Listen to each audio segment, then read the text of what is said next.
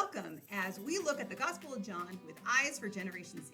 My name is Tanita Maddox, and we're going to read through the Gospel of John, keeping in mind 6 key questions that Generation Z is asking based on their values and worldview, and 2 key questions they're asking about God. The goal of this project is to uncover and share a relevant Bible reading and gospel to Generation Z.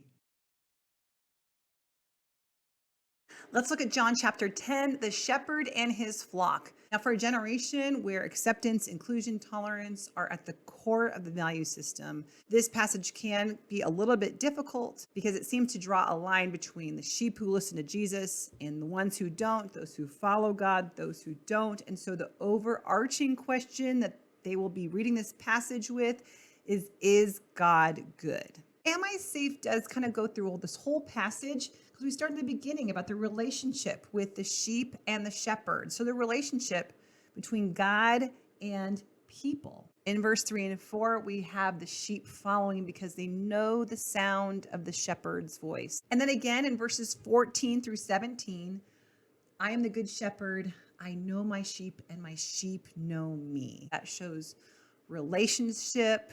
That shows familiarity, some kind of intimacy, that the sheep would listen to the one whose voice that they know, which means the shepherd is close enough to the sheep and with them on a regular basis, enough so that the sheep recognize his voice. So there's a safety piece and a hope of, I too could know the sound of God's voice because he spends a lot of time with me, he cares for me, and I'm so familiar with him. I will recognize his voice and follow it. I have other sheep that are not in this pen, and I must bring them also, which does dabble into, do all people matter to God? God's not only concerned with the sheep that are in the pen, but the ones that are out there still, and he must go get them. They too will listen to my voice, and there shall be one flock and one shepherd. And the reason my Father loves me is that I lay down my life only to take it up again. A shepherd would lay down his physical life to protect the physical life of the sheep. So this passage is referring to physical safety, just as a symbol, as a metaphor of our relationship with God. That metaphor deals with the question, am I safe? And God is saying, I would do anything for you. And who is he protecting his sheep from? Who is God protecting us from? The thief who comes only to steal and kill and destroy.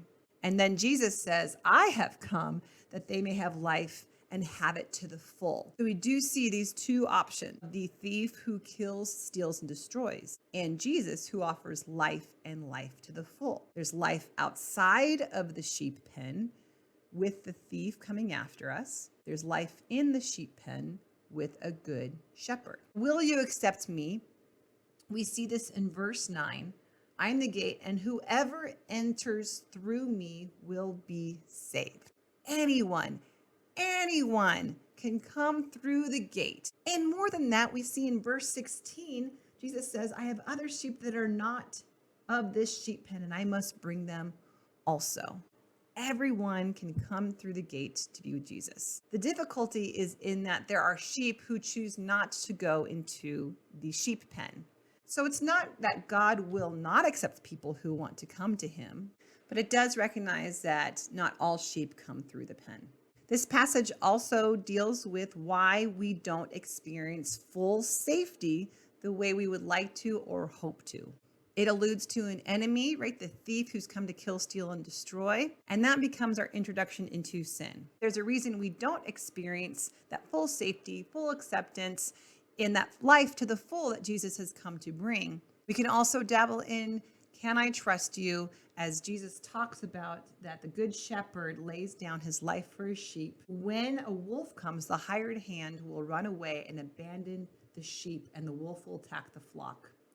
But the good shepherd, the shepherd would sacrifice himself on behalf of the sheep, that the sheep are so important, so valued, so loved, that the shepherd says, you are enough. So there you go. We're sneaking in, am I enough also? You're so loved. We are so valued that even the good shepherd, Jesus, says, my life I will put down for you. We can't sneak in, can I trust you? Because Jesus also does allude to the fact that he can lay down his life and bring it back up again, the resurrection to come. And so we will see that he fulfills this promise.